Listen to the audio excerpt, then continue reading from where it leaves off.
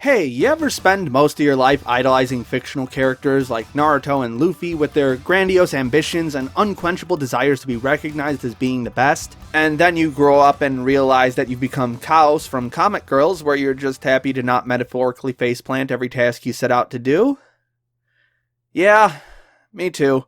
As I've grown older and had to deal with more quote-unquote real-world problems, I've noticed a significant shift in what kind of stories I tend to seek out. I still love classic Shonen Jump storytelling, I just powered through all of Kimetsu no Yaiba, and we'll get to that tomorrow, but I'm also an adult now, and the world feels much smaller and crueler than it was when I first started consuming these stories. As such, anime with a more down-to-earth vibe and perhaps a vague sense of depressive realism get me just as excited as the deeper themes present in the best Jump anime. It's why I got really hyped when I started Legend of Black Heaven, an old series about a former rock star turned middle-aged salaryman who gets a chance to revive the music that used to make him so happy. Unfortunately, the first episode turned out to be a bit of a bait and switch, and the subsequent episodes turned into shit-fuck comedy bullshit that made me cringe harder than listening to Ben Shapiro explain why rap isn't music.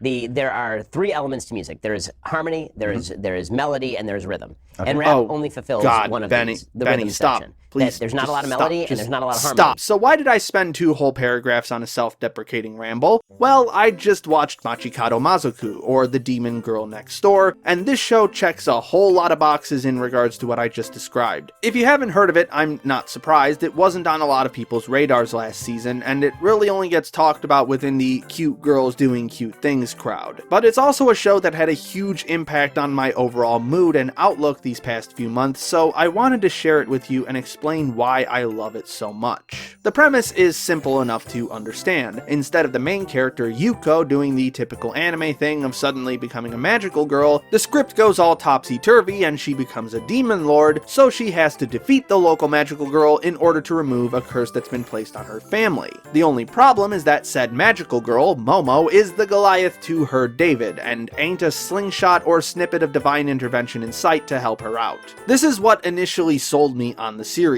Yuko is quite literally at the bottom of the barrel in terms of being good at anything. I made the Chaos comparison on purpose earlier, but now that I think about it, Chaos could probably run laps around Yuko any day of the week. She's that helpless, and the extremes that this is taken to make her character that much more endearing. Her constant and often comical levels of failure become a larger, more symbolic representation of failure itself, as well as the inability to escape that failure due to both societal and biological circumstances. And speaking of circumstances, the supporting cast of this series is just absolutely wonderful in how open and accepting they are. No one's really trying to be a bad guy here, and there's rarely any instances of a truly negative tone, except maybe near the end. And it allows the atmosphere of this series to be unbelievably relaxing and comfy. Now you might say, Ember, this seems pretty unrealistic and borderline escapist, and this type of coddling is only going to further exacerbate the issue. And to that I ask that you please kindly step the fuck off and let me have this, because goddammit I want to be coddled for once.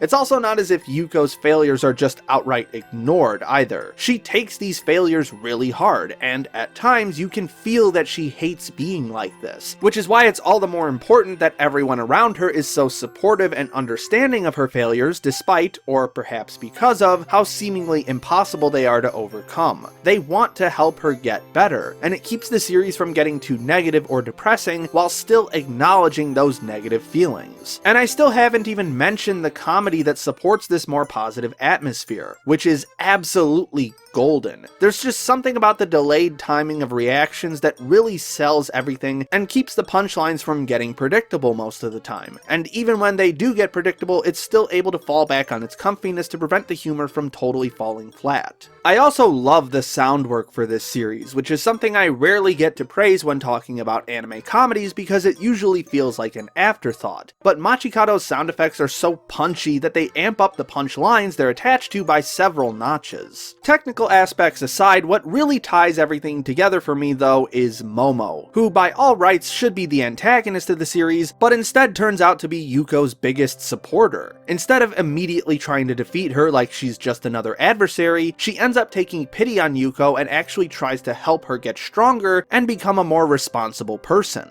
Yet at the same time, the more we see of Momo, the more we realize that she's in just as much of an emotional rut as Yuko is a physical one. As such, when Yuko eventually starts to realize this, she in turn starts helping Momo by cooking for her and looking after her while she's sick, and so on. And it leads to one of my favorite character dynamics from the entire year. The identities of these two characters as incomplete people are inseparable from each other and turn them into near-perfect foils that eventually lead to a very heartfelt and emotionally satisfying resolution. It's not just about cute girls doing wacky magic shenanigans. It's about people trying to overcome their shortcomings through help from others, and in turn, helping those who have helped you. It's about pure, unadulterated empathy. Wait, haven't I been here before? Empathetic, empathize, empathy, empathize, empathize, empathize, empathy. In any case, I really hope more people give this show a try, because it definitely deserves a wider audience. It's not exactly the best looking show by any stretch, so that's obviously a bit of a hurdle, but its story and the emotional narrative it weaves more than make up for this, so give it a shot when you have the chance. Special thanks to Jan Rogalski, Rourke Tenjoin, Christine Seibert, Call Me Catlord, Ryan Johnson, Jennifer Spencer, and all my other patrons for their generous support. My name is Ember, and I'll see you next time.